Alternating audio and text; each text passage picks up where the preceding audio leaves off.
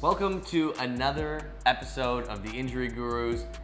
Today we're going to be talking about the core, the lower back. We're going to be talking about stability and showing you guys a really great progression that you can use to add to your routines no matter what level you are. So Matt, obviously the physiotherapist, cameraman Mike, moving around, getting all the angles for you, and myself, naturally the blonde-haired model. Tell us, what are we doing today, Matt? Man, I'm super excited to be doing this progression for us. So what we're gonna be doing is a 4-point position to start, okay? And why this is important is this is for all of those people out there who spend too much time sitting, all those people who wanna start to squat or wanna start to deadlift.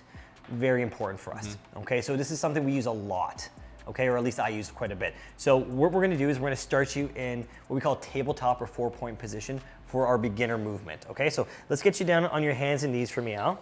Yeah, that's a good position right there, okay. So Mike, maybe if you can take a look from this side here for me.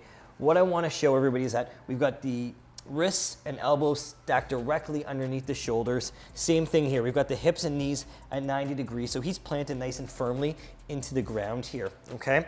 We've got his toes tucked in, because that's gonna be important for us in a second. And now the one thing I'm always really diligent about is when you're doing an exercise like this, guys, make sure your chin's in good position. So we're just gonna add a little chin tuck there, just so we don't hurt your neck, okay? Now from this position, we wanna make sure that his back is fairly straight here, okay?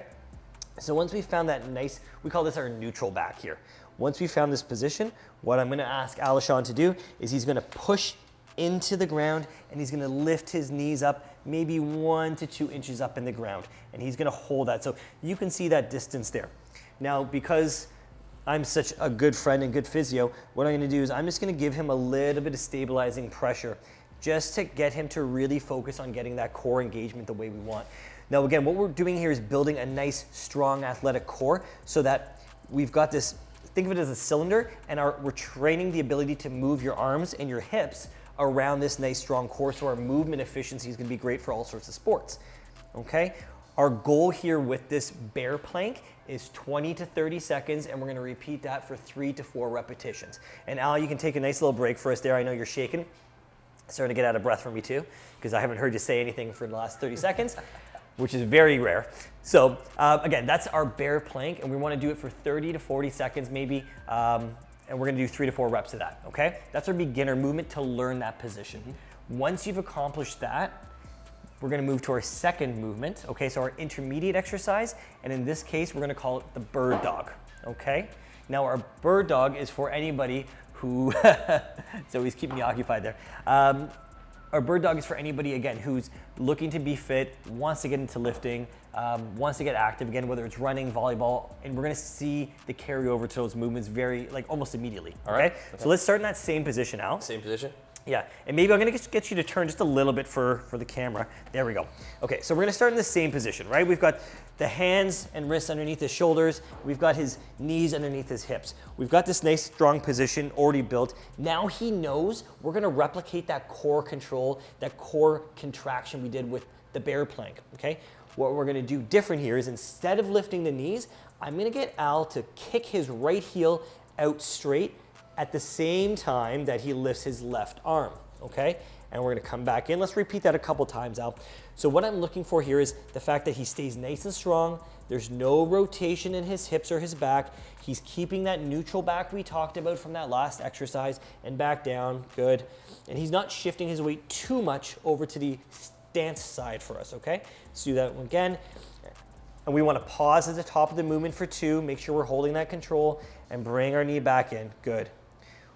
For this exercise, we wanna do 8 repetitions per side for 2 sets, okay? So you're doing 4 sets in total for the bird dog exercise, 8 repetitions. Okay, and now we're gonna take a little break, just to let Al rest, and we're gonna talk about our last progression. Now this is for the advanced athlete, more likely, who wants to take their training up a notch, okay? And who's very good and who can do those bird dogs repeatedly with a short break in between, okay? So I don't think I've actually done this one with you, so it's gonna be a little novel even for you. So let's get you into that same position for me, okay? And now what we're gonna do, let's change sides here, okay? So what I'm gonna have you do is I'm gonna bring a small 10-pound weight over here just to make it a little bit more challenging. And now, Al, what we're gonna do is you're really gonna get that position. You're gonna drive through your right knee and your left arm. Give yourself that strong stability through your back, and you're gonna start by kicking your left leg out, okay? And we're gonna hold this position. So in this case, guys, the advanced bird dog, we're gonna keep that leg out. So he's gotta get that little bit of glute control, real strong back, okay? And now, Al, we're gonna row that right arm up. Good. In this case, what we've done is we've increased the rotational stability that Al requires. And back down for me, and back up. So with the advanced maneuver, we're looking for 5 to 6 reps per side, keeping that core and glute nice and strong. And again, we can repeat this 2 times each side, okay? This is for that athlete who's really looking for that rotational strength. Somebody like a swimmer, a triathlete, golfers, hockey players who need this movement pattern. Good. All right, you can take a break. How was that one, Al? It was good. Yeah. I mean, I've seen people do that one on a box, like raised. Yeah. Is that more advanced, less advanced? What's the difference?